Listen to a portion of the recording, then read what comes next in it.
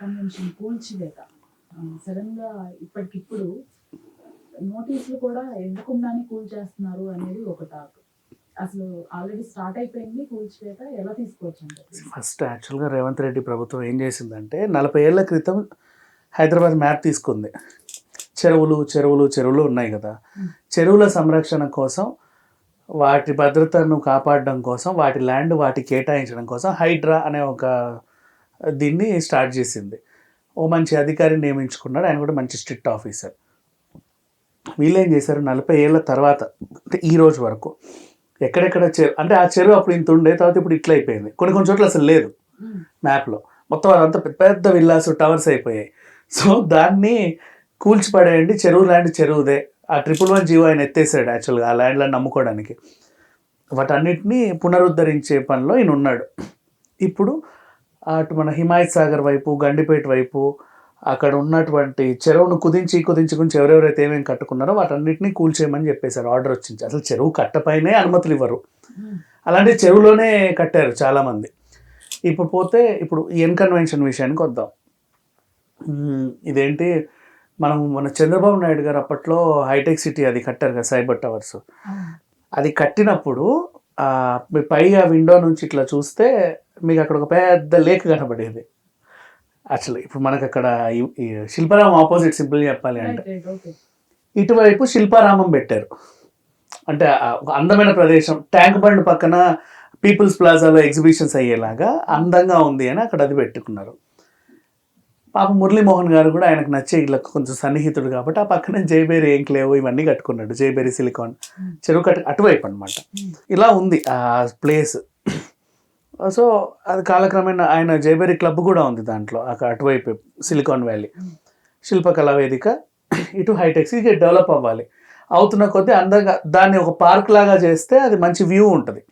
Same ఎలాగైతే Thumukunta park చేశారో ఇటు మణికొండ వైపు, దాయిదుర్గం వైపు వెళ్తే, దాన్ని కూడా అలా చేద్దాం అనుకున్నారు. కాలక్రమేణా ఏమైపోయిందంటే అది ఎండిపోయి కొంచెం వస్తున్న కొద్దీ ఈ బిల్డింగ్లు కూడా అట్లా జరగడం స్టార్ట్ అయ్యాయి. ఈ హైటెక్స్, నో హోటల్ ఇవన్నీ మీరు వెళ్తుంటే మీకు దారిలో చిన్న పాండ్స్ కనపడతాయి నో హోటల్కి వెళ్తుంటే. అదంతా తుమ్మిడికుంట చెరువు, ఆ చెరువు పేరు తుమ్మిడికుంట. ఇంత పాండ్, ఇప్పుడు ఆ పేరే లేదు యాక్చువల్గా. ఆ ఇజ్జత్ నగర్ ఇవన్నిటికీ అది ఒక చిన్న ఇంత మంచి పాండ్ ఉండేది. అప్పట్లో వాళ్ళు ఫిషింగ్ చేసుకునే వాళ్ళు, దాని చుట్టూ అలా కుక్కల్ని తీసుకొచ్చి వాకింగ్లు చేసేవాళ్ళు. అప్పుడు మాదాపూర్లో నివసించిన వాళ్ళు. ఇప్పుడంతా ఐటీ డెవలప్ అయ్యాక అదంతా పోయింది. ప్రజెంట్ ఇప్పుడు ఎన్ కన్వెన్షన్ ఎందులో అయితే ఉందో ఆ టెరిటరీ అంతా కుంటే, అంటే చెరువు పక్కన కట్టినా ఏమన్నా అనుకోవచ్చు, ఇప్పుడు వీళ్ళు కట్టినట్టుగా చెరువులోనే కట్టారు ఎన్ కన్వెన్షన్. ఎన్ కన్వెన్షన్లోకి వెళ్ళినా కూడా 3 హాల్స్ ఉంటాయి వాళ్ళకి, మెయిన్ హాల్, ఇంకో హాల్, ఇంకేదో హాల్ అని. డైనింగ్ ఏరియా అటువైపు చూస్తే ఇలా మనకి ఒక చిన్న బ్రిడ్జ్ లాగా కింద నుంచి ఒక లేక్ పోయినట్టు కనపడుతుంది. అదేదో వాళ్ళు సుందరీకరణ కోసం పెట్టుకున్నారో అనుకుంటారు, కానీ కాదు. యాక్చువల్గా అది ఒకప్పుడు చెరువు పాపం. ఇప్పుడు దాని పరిస్థితి అంత అయింది, ఇంత ఉంది. నో హోటల్లో కొంచెం, అక్కడ కొంచెం, ఇక్కడ కొంచెం, అలా మిగిలి ఉంది. సో ఇప్పుడు ఈ తుమ్మిడికుంట చెరువు ప్లేస్లో ఉన్న ఎన్ కన్వెన్షన్ గురించి జనం కోసం అనే ఒక స్వచ్ఛంద సంస్థ వీళ్ళకి హైడ్రాకి లేఖ రాస్తే వీళ్ళు దాని మీద యాక్షన్ తీసుకుందాం అనుకున్నారు. గతంలో కేసీఆర్ ప్రభుత్వం ఉన్నప్పుడు కూడా ఇటువైపు బుల్డోజర్లు వెళ్తే అక్కడ దాకా వెళ్ళి ఆగిపోయి మళ్ళీ వెనక్కి వచ్చాయి. మరి ఏం మేనేజ్ చేసుకున్నారో మనకు తెలియదు. ఇప్పుడు నాగార్జున గారి దగ్గరికి వెళ్ళి నాగార్జున గారు ఏంటిది పరిస్థితి, ఇలా కూల్చేశారు కదా, మీరు ఎలా స్పందిస్తున్నారు దీనికి అని అడిగితే, మేము లీగల్గా వెళ్తున్నామండి, యాక్చువల్గా మేము చెరువునేం కబ్జా చేయలేదు, ప్రైవేట్ ల్యాండ్లోనే ఎన్ కన్వెన్షన్ ఉంది. నీకు అమ్మినోడు ప్రైవేట్ ల్యాండే అని చెప్పి అమ్మాడు, కానీ అంతకుముందు ఏముందనేది తెలియదు ఈయనకి. అది జరిగింది యాక్చువల్గా. ప్రైవేట్ ల్యాండ్ అని చెప్పారు, కొన్నాము, మేము లీగల్గా పోరాడుతున్నాం దీని గురించి అని చెప్పేసి ఆయన ఏదో చెప్పుకొచ్చాడు. అది ప్రైవేట్ ల్యాండ్, కమర్షియల్ ల్యాండ్ అని. లేదు, 40 ఏళ్ల క్రితం మ్యాప్లో చూస్తే అక్కడ తుమ్మిడికుంట అని చెరువు ఉంది, ఇప్పుడు లేదు. ఎందుకు వీళ్ళు ఈ చర్యలు తీసుకుంటున్నారు, ఎట్లా చెరువు లేదు కదా ఇప్పుడు అని అనుకుంటే, భారీ వర్షాలు పడ్డప్పుడు హైదరాబాద్ ఏమవుతుందో మనకు తెలిసిందే కదా, రోడ్ల మీద ఇంత వాటర్, అవన్నీ ఒకప్పుడు అట్లా పోయేవి అక్కడక్కడికి. సో ఇప్పుడు అవన్నీ వీళ్ళు కుదించేసరికి దీన్ని మళ్ళీ చర్యలు తీసుకుందాం అనుకున్నారు. ఇప్పుడు లాస్ట్ టైం కూడా ఒకసారి హిమాయత్ నగర్, నారాయణగూడ వెళ్ళిన పడవలు వేసుకొని వెళ్ళారు, ఇల్లు ఇంకా వరకు నిండిపోతాయి. సో అలా ఉండకూడదు అని చెప్పేసి తీసుకున్న చర్య. అండ్ 111 జీవో ఎత్తేసిన తర్వాత వీళ్ళు లాస్ట్ ప్రభుత్వం వల్ల అక్కడ అన్ని పిచ్చి పిచ్చి ఫామ్ హౌస్లు అన్నీ కట్టుకున్నారు.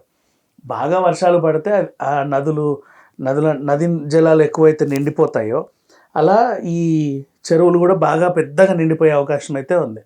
ఆ మంజీరా నిండిన, మూసీ నది నిండిన ఇటువైపు వాటర్ వస్తాయి.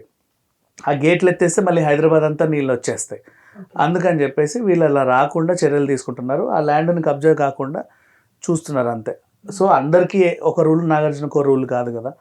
యాజ్ యూజువల్గా ఈ 9 కన్వెన్షన్ కూడా కూల్చడం అయింది. అంతకుముందు ఎన్ గ్రిల్ అని ఒకటి ఉండి నాకు రోడ్ పైన, ఇప్పుడు అది ఫ్యాషన్ టీవీ వాళ్ళు తీసుకున్నారు. ఫ్యాషన్ టీవీ కేఫ్ ఏదో ఉంది దాంట్లో ప్రజెంట్, ఇంకా నిర్మాణం జరుగుతూ ఉంది. ఆ ఎన్ గ్రిల్ తీసేశారు. ఇప్పుడు ఎన్ కన్వెన్షన్ కూడా పోయింది. అయితే నాగార్జున గారికి తెలిసే తీసుకున్నారు అంటారా ఆ ప్లేస్? అది అంటే చెరువుకి సంబంధించింది. 40 years బ్యాక్ అంటే కనీసం ఒక ఏ ల్యాండ్ అయినా 4-5 చేతులు మారుద్ది. 5 years నేను ఉంచుకొని మీకు అమ్మొచ్చు, రేటు పెరిగిందని ఇంకొకరికి అమ్మొచ్చు, తర్వాత హైటెక్ సిటీ పడిందని చెప్పి రేటు బాగా పెరిగిందని ఇంకోటికి అమ్ముకోవచ్చు, ఆ తర్వాత ఆయన చేతికి రావచ్చు. ఇక్కడ వీళ్ళందరూ లాభపడి లాస్ట్ ఉన్నోడు నష్టపోతున్నారు కదా. ఈ అంశం పైన హైకోర్టులో పిటిషన్స్ వేస్తున్నారు. ఎందుకంటే చాలామంది ఇప్పుడు 40 years బ్యాక్ మేము ఇంట్లోనే మా అమ్మాయి పెళ్లి చేసామండి, మేము ఎప్పటి నుంచో ఉంటున్నాం, ఇప్పుడు వచ్చి మీరు కూల్ చేస్తే మేము ఎక్కడికి వెళ్ళాలి, మాకు తెలియదు కదా ఇది చెరువా గురువా ఇంకేంటనేది చెప్పాలి ఎవరో ఒకరు. ఇన్నాళ్ళు కూడా ఏ ప్రభుత్వం నోటీసులు ఇవ్వాల. సడన్గా మీరు వచ్చి గబగబా బుల్డోజర్లు తెచ్చి కూల్ చేస్తే మేము ఏమైపోమని వాళ్ళు కూడా న్యాయంగా పోరాడుతున్నారు. ఆఫ్కోర్స్ వాళ్ళ సైడ్ కూడా కొంచెం న్యాయం అనేది ఉంది. ఎందుకంటే ఎన్నో చేతులు మారితే అవి వస్తాయి. ఇప్పుడు అంతకుముందు చెరువు ఉండేది, దాన్ని ఎవడో పొలం చేసుకుంటాడు. ఆ పొలం చేసుకున్నవాడు కాస్త వెంచరోడికి ఇస్తాడు, వాడు ఏమో ముక్కలు చేసి ఇంకెవరికో అమ్ముతాడు. లాస్ట్ 10 చేతులు మారి వీళ్ళ దగ్గరికి వస్తాయి. పాపం వాళ్ళ బాధ కూడా వాళ్ళకు ఉంటుంది. బట్ ఈ రూల్ ప్రకారంగా, హైడ్రా రూల్ ప్రకారంగా అయితే చచ్చిందంటే కూల్ చేయాల్సిందే. వీళ్ళేమో చాలా స్ట్రిక్ట్గా వ్యవహరించుకుంటూ వెళ్ళిపోతున్నారు. ఇది జరిగింది.